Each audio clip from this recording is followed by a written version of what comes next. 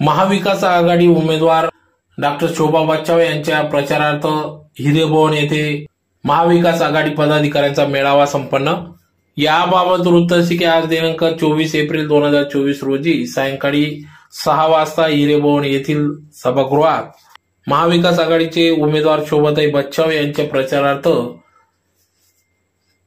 महाविकास आघाडीचे प्रमुख पदाधिकाऱ्यांची या ठिकाणी बैठक घेण्यात आली। तर या ठिकाणी या कार्यक्रमात मेळाव्याप्रसंगी या ठिकाणी उमेदवार डॉक्टर शोभाताई बच्छाव, महाराष्ट्र प्रदेश काँग्रेस कार्याध्यक्ष तथा आमदार कुणालभाऊ पाटील, माजी आमदार शरद पाटील, शिवसेनेचे नेते हिलाल माडी, अतुलभाऊ सोनवणे, कैलास पाटील, बाजीराव नाना पाटील, लवूआबा पाटील, डॉक्टर दरबारसिंग गिरासे, शांताराम राजपूत, साहेबराव अप्पा खैरनार, अशोक दुलकर, राजेंद्र पाटील, मराठे सर, गणेश गर्जे, अरुण पाटील, सागर पाटील, दिनेश पाटील, रणजितराजे भोसले, जोसेफ अण्णा मलबारी आदी सर्वच मान्यवर पदाधिकारी, त्याचबरोबर चारही तालुक्यातील विविध पदांवर कार्यरत असलेले सर्व प्रमुख पदाधिकाऱ्यांची या ठिकाणी बैठक मेळावा घेण्यात आला। तर यावेळेस येत्या काळात सर्व पदाधिकाऱ्यांनी एकत्रित येऊन या ठिकाणी उमेदवार डॉक्टर शोभाताई बच्छाव यांना मोठ्या मताधिक्याने लीड देऊन निवडून द्यावे असे आव्हान या ठिकाणी कुणालभाऊ पाटील यांनी केले। तर यावेळेस शोभाताई बच्छाव यांनी देखील या ठिकाणी मला मोठ्या मताधिक्याने निवडून आपल्या सेवेची संधी द्यावी असे आव्हान या ठिकाणी या मतदार बंधू भगिनींना यावेळेस केले। तर सर्व पदाधिकाऱ्यांनी देखील या ठिकाणी या 20 मे रोजी लोकसभेचे खासदार म्हणून शोभाताई बच्छावच निवडून येतील असा विश्वास या ठिकाणी अनेक पदाधिकारी कार्यकर्त्यांनी आपल्या मनोगतातून व्यक्त केले। तर मोठ्या संख्येने या ठिकाणी सर्व महाविकास आघाडीचे पदाधिकारी, युतीचे पदाधिकारी उपस्थित होते। अत्यंत महत्त्वाची बैठक या ठिकाणी आपण सर्वांनी बोलवली। गेल्या 2-3 दिवसापासून ताईंचा धुळ्याचा दौरा चालू आहे। नाशिक जिल्ह्यामध्ये सटाणा, बागला, मालेगाव या भागामध्ये दौरा जवळपास बरोबर चालला आणि त्यानंतर आता या 3 दिवसामध्ये धुळ्यामध्ये आपण त्यांचे दौरे आणि त्यांची मिटिंगची सुरुवात केली। धुळे ग्रामीणचा विचार जर आपण केला तर आपण असा प्रयत्न करतो आहोत की 2-3 गट 4 गट मिळून एका ठिकाणी मेळावा घ्यायचा, तिथे सर्व प्रमुख पदाधिकाऱ्यांना नेतेमंडळींना बोलवायचं आणि त्यांच्या माध्यमातून पुढच्या निवडणुकीचं नियोजन आपण सर्वांनी करावं अशा पद्धतीचं नियोजन चाललेलं आहे।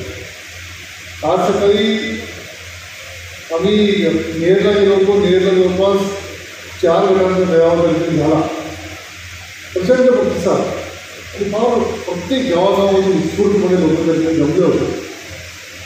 आज हा तुमचा मेळावा होतोय, उद्या सकाळी मुक्तीचा मेळावा होणार आहे, उद्या संध्याकाळी मेळावा आहे आणि परवा अजून 2 मेळावे असे करून आम्ही धुळे तालुक्याचं नियोजन केलेलं आहे। या ठिकाणी ताईंना मी एक गोष्ट सांगितली, त्या दिवशी तुम्ही बऱ्यापैकी लोक त्या मिटिंगमध्ये उपस्थित असाल। जेव्हा धुळे तालुका आणि धुळे शहराचा महाविकास आघाडीचा मेळावा आम्ही घेतला तेव्हा ताईंना एक गोष्ट मी त्या दिवशी लक्षात आणून दिली की ताई आपल्याला जास्त कॉन्सन्ट्रेट धुळे तालुक्यावर सुद्धा करावं लागणार नाही, कारण ताईंना एक शब्द मी दिलेला आहे की धुळे तालुक्यामध्ये गेल्या लोकसभेच्या निवडणुकीच्या वेळेस 1 लाख मतांनी आपण मागणी आणि जर समजा धुळे तालुक्यामध्ये तो 1 लाख मतांचा लीड जर आपण मायनस करून जर आपण ताईंना 20-25,000चा लीड जर देऊ शकतो तरी सुद्धा आज निवडणूक संपली याचं चित्र आपण निर्माण करू। म्हणजे त्यामुळे आज आपली जबाबदारी फार वाढलेली, परंतु मला अभिमान पण वाटतोय आणि मला आनंद पण वाटतोय की आज या 3 गटांचा आणि या 12 गावांचा मेळावा जेव्हा आपण या ठिकाणी बोलवला आहे, या हिरेभवनची कॅपॅसिटी जवळपास 1800ची आहे आणि म्हणजे 80% हिरेभवन भरलेलं आहे, म्हणजे जवळपास 1500 लोक आज आजच्या या मेळाव्याला उपस्थित झाले आहेत। काही 3 गटांमधून जर 1500 लोक हे प्रमुख लोक आले तर याचा अर्थ हा होतोय की ह्या 3 गटांमध्ये ह्या इतर बसलेल्या मंडळीने जर ठरवून घेतलं की आम्हाला लीड द्यायचं आहे तर ह्या 3 गटांमध्ये फार मोठा लीड या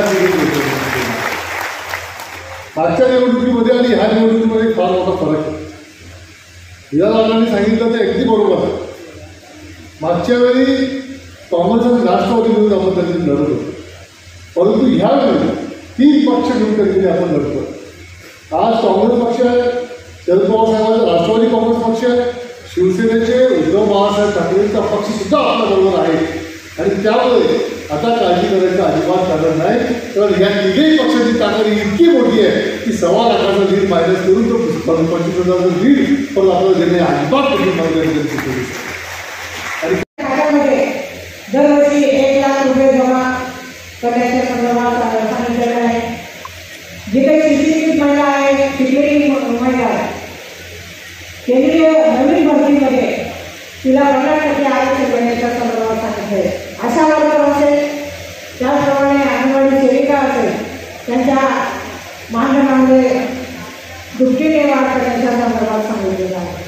भागीदारीमध्ये हिस्सा त्या संदर्भामध्ये देखील अतिशय चांगल्या प्रकारे न्याय देण्याच्या संदर्भात सांगितले आहे. आणि युवकांना ज्या काही केंद्रामध्ये रिक्त जागा आहे त्या वर्षभरामध्ये महाविकास आघाडीची जर सत्ता आली तर त्या भरल्या जातील. आणि हा बेरोजगार युवक जो आहे त्याच्या हाताने निश्चितपणे काम मिळेल. ही जी आश्वासनं आहे, ही आश्वासनं ही सातत्याने मी आपल्याला सांगू इच्छिते की पूर्ण आश्वासनं ही खरी करून ते दाखवतील. कारण इतर राज्यांमध्ये काँग्रेस पक्ष महाविकास आघाडीची सत्ता जी आली तर त्या ठिकाणी जे जे शब्द दिलेले होते ते पूर्ण करून दाखवलेले आहे. केंद्रामध्ये अनेक योजना आहेत, त्या योजना या धुळे लोकसभा मतदारसंघामध्ये मी प्रामाणिकपणे या ठिकाणी आणणार आहे. आपल्या हक्काचा खासदार त्या ठिकाणी आपल्याला लागणार आहे. आणि महाविकास आघाडीचे आमदार देखील या ठिकाणी निवडून येणार आहे. त्याच्यामुळे एक मोठी ताकद आपल्यासमोर आपल्याला मिळणार आहे. मी प्रामाणिकपणे सांगते की खरं तर ही उमेदवारी जी होती बाबांची होती, परंतु बाबाने सांगितलं की मला विधानसभा लढवायचं आहे, मला माझ्या तालुक्यातून या ठिकाणी नेतृत्व करायचं आहे. परंतु निश्चितपणे मी सांगते की बाबा 1001 आमदार होतील आणि मंत्री पण होतील. आणि बाबांची ताकद आणि आपला आशीर्वादाने खासदार झाली तर माझी ताकद ही संपूर्णपणे या धुळे लोकसभा मतदारसंघाचा सर्वांनी निकाल आम्ही निश्चित करू. यापूर्वी मी